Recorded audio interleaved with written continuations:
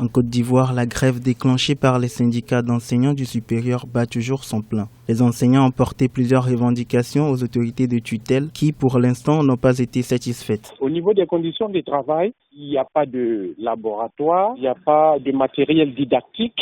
Il n'y a pas de Wi-Fi dans un pays comme la Côte d'Ivoire aujourd'hui. Son université manque de Wi-Fi. Il y a eu un décret en 2009 dont l'application a été graduelle et donc engendré des arriérés. Nous voudrions de nouvelles primes de recherche vraiment à la hauteur du niveau que nous avons atteint. Voici des points. Et quand nous sommes allés le 26 février devant le Premier ministre de Côte d'Ivoire, ce dernier a jugé raisonnable et recevable les 3 points que j'ai cités après, sauf qu'il a dit que les arriérés que le gouvernement a déjà décidé d'annuler.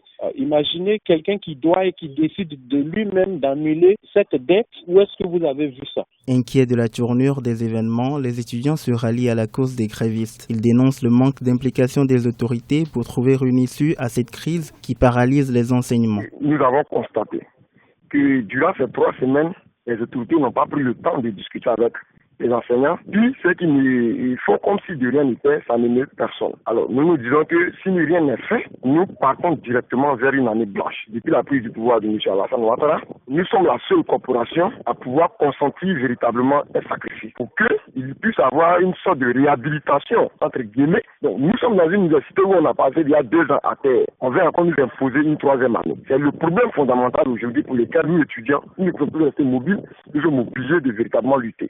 Du côté des autorités, on appelle les enseignants au calme et à la patience en promettant une prise en compte des préoccupations des grévistes. Reste qu'à l'heure où la Côte d'Ivoire aspire à devenir un pays émergent, enseignants et étudiants veulent avoir les moyens de participer à cette œuvre commune.